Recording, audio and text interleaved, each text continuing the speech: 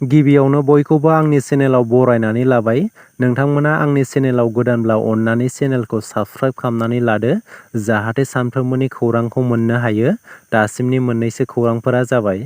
Matric, higher secondary आरो degree आनजाद उथ्रिसारनाय फरायसाफोरनि थाखाय मोजां खौरां। जायफोर फरायसुलिफोरा मेट्रिक आनजाद उथ्रिसारनानै हायार सेकेन्डारि फार्स्ट इयाराव मुं थिसनहैगोन, बैसोर फरायसुलिफोरा मोनफ्रोम दानावनो 1000 रां मोननो हागोन। हायार सेकेन्डारि फाइनाल आनजाद होजासिम साफ्रोमबो फरायसुलिफोरानो बे रांखौ मोननो हागोन आरो बे रांखौ गरम बन्दनि दान मोननैनि उननिफ्रायनो हायार सेकेन्डारि फाइनाल आनजाद होजासिम मोनफ्रोम दाननि 11 खालाराव 1000 रांखौ फरायसुलिफोरनि एकाउन्टआव सोनाय जागोन। बेजों लोगोसेनो जायफोर फरायसुलिफोरा हायार सेकेन्डारि पास खालामनानै 3 बोसोर आरो 4 बोसोरनि डिग्री लागोन एबा गिबि बोसोर मुं थिसनजेननायनिफ्राय लानानै जोबथा आनजाद होजासिम 1250 रां मोनफ्रोम दानाव मोननो हागोन आरो जायफोर फरायसुलिफोरा डिग्री पास खालामनानै पस्ट ग्रेजुवेटआव मुं थिसनगोन, बैसोर फरायसुलिफोरा मोनफ्रोम दानाव 2500 रां मोननो हागोन। बे रांखौ सोर सोर मोनगोन एबा सोर सोर फरायसुलिफोरा मोना बेनि थाखाय माखासे सार्त दं। जायफोर फरायसुलिफोरा सरकारनिफ्राय स्कुटि मोनगोन, बैसोर फरायसुलिफोरा निजुत मयना आसनिनि बे रांखौ मोननाय नङा होननानै गिबि मन्थ्रि हिमन्त बिश्व शर्मा बिथाङा फोसावनानै होदों। लोगोसे जायफोर फरायसुलिफोरा स्कुटि लायालासेनो निजुत मयना आसनिनि गेजेरजों दानफ्रोमबो मोननाय रांखौ लानो गोसोब्ला लानो हागोन होननानैबो फोसावबावदों। मन्थ्रि आरो एमएलएफोरनि फिसाजोफोरा बे आसनिनि मुलाम्फागिरि जानो हानाय नङा। लोगोसे जायफोर फरायसुलिफोरा प्राइभेट फरायसालिमाफोराव मुं थिसनगोन, बैसोर फरायसुलिफोराबो बे आसनिनि रांखौ मोननाय नङा होननानै गिबि मन्थ्रिया रोखायै फोरमायना होदों। मुंख्लं जानाय नखरफोरनो राङारि अनसुंथाइ होनाय आरो मुंख्लं नखरनि सोद्रोमाफोरनो गोदानै ओंखारनाय साख्रिनि मासियाव थिसनथाइ होनो जर'खायै मासि होनाय जागोन। मुंख्लंफोरनि थैनि बेसेन आरो जिउनि बेसेनजों हारिखौ दाफुंनायनि खामानिखौ मावगासिनो दं। बे बाथ्राखौ बुंदों बिटिआरनि गाहाय खुंगिरि प्रमद बर' बिथाङा। बड'फानि जा सिमां दंमोन बेखौ मोगथां महर होनायाव जों जाफुंसारगोन आरो बिटिआर सरकारा मुंख्लं नखरफोरनो अनसुंथाइखौ होलांबाय थागोन। कक्राझारनि जमदुवाराव थानाय रायमना फ्रेन्डस क्लाबनि गेलेग्रा फोथाराव खुंनाय एबसुनि 37थि बड'लेण्ड मुंख्लं सान फालिनाय हाबाफारियाव बाहागो लानानै बे गोनां बाथ्राफोरखौ बुंथिदों प्रमद बर' बिथाङा। जायफोर रेशन कार्डनि बिजाथिफोरा आधार कार्ड लिंक खालामनानै लायाखै, बैसोरनि थाखाय मिथिनो गोनां खौरां। आधार आरो रेशन कार्ड लिंक खालामनायनि डेटखौ 3 दान बारायनानै होबावबाय सरकारा। आधार आरो रेशन कार्डनि लिंक खालामनायनि गोदान जोबथा समखौ फैगौ 30 सेप्तेम्बर 2024 सिम बारायनानै होबावबाय। सिगांनि जोबथा समखौ 30 जुनसिम होनाय जादोंमोन। मख'नो गोनांदि फुड एन्ड पाब्लिक डिस्ट्रिबिउसन डिपार्टमेन्टआ बेनि सोमोन्दै मोनसे फोसावथाइ होदों। नोंथांमोना 30 सेप्तेम्बर 2024 मायथाइनि सिगां आधार आरो रेशन कार्ड लिंक खालामनानै लायाब्ला सरकारनिफ्राय मोननो हानाय मुलाम्फाफोरखौ खोमानानै लानांगोन।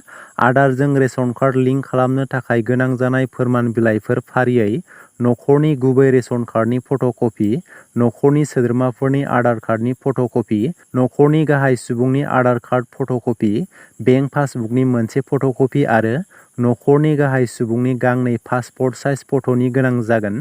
बैफोर फोरमानलाइखौ लानानै नोंथांनि ओनसोलनि रेशन दखानाव थांनानै जमा होनानै आधार रेशन कार्ड लिंक खालामनानै लानो हागोन। हायार सेकेन्डारि पास जानाय फरायसुलिफोरनि थाखाय गोजोनथाव खौरां। आसाम सरकारनिफ्राय 50,000 फरायसुलिफोरा स्कुटि मोननो हासिगोन। जायफोर फरायसुलिफोरा बे बारनि हायार सेकेन्डारि आनजादाव 60% नम्बर मोनना उथ्रिसार जानो हादों, बैसोर फरायसुलिफोरा स्कुटि मोननो हासिगोन। नाथाय फैगौ बोसोराव 75% नम्बर मोनना उथ्रिसार जानाय फरायसुलिफोराल' स्कुटिखौ मोननो हागोन। जुदि फरायसुलिफोरा स्कुटिखौ लाया एबा लानो गोसो गैयाब्ला स्कुटिनि सोलायै निजुत मयना आसनिनि थाखाय आर'जलाइ होनो हागोन। निजुत मयना आसनिनि गेजेरजों स्कुटिनि सोलायै फरायसुलिफोरा दानफ्रोमबो रां मोननो हागोन होननानै गिबि मन्थ्रि हिमन्त बिश्व शर्मा बिथाङा फोसावना होदों। थांनाय लक सभा बिसायख'थियाव 1 नं कक्राझार लक सभा बियाबाव एनडिएनि बिजाथि महरै देरहासार जालांनाय जयन्त बसुमतारी बिथाङा गावनि एमएलए मासिखौ एंगारबाय।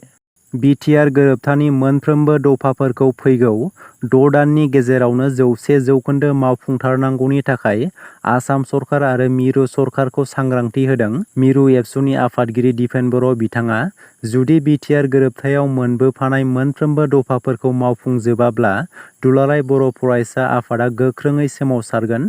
थारैनो बिटिआर गोजोन गोरोबथाया 4 बोसोर आबुं जाबाय, नाथाय गोबां दफाफोरा दासिमबो मावफुंजायाखै। नाथाय दासिमबो भारत सरकार आरो आसाम सरकारा मावफुंना होजोबनायखौ नुनो मोननाय जायाखै। बेखौ लानानै मिरु एबसुनि आफादगिरि दिपेन बर' बिथाङा फैगौ 6 दाननि गेजेराव गोरोबथानि दफाफोरखौ 100% मावफुंथारनांगोन होननानै आसाम सरकार आरो मिरु सरकारखौ सांग्रांथि होदों। रासिया आरो इउक्रेननि गेजेराव जानाय दावहायाव सानै भारतारिफोरनि जिउ खहा। मिनिस्ट्रि अफ एक्सटार्नेल एफेयार्सआ फोरमायदों दि रासियानि सान्थ्रि हानजायाव थिसनजानाय सानै भारतारिफोरनि जिउ खहा जादों। भारतआ रासियानि सान्थ्रि हानजायाव थिसनजानाय भारतारि सुबुंफोरखौ थाबैनो दैथायहरफिननो दाबि दैखांदों। मोनसे रिपर्टनि बायदिब्ला माखासे भारतारिफोरा रासियानि सान्थ्रि हानजायाव सिकिउरिटि हेल्पार महरै खामानि मावदों।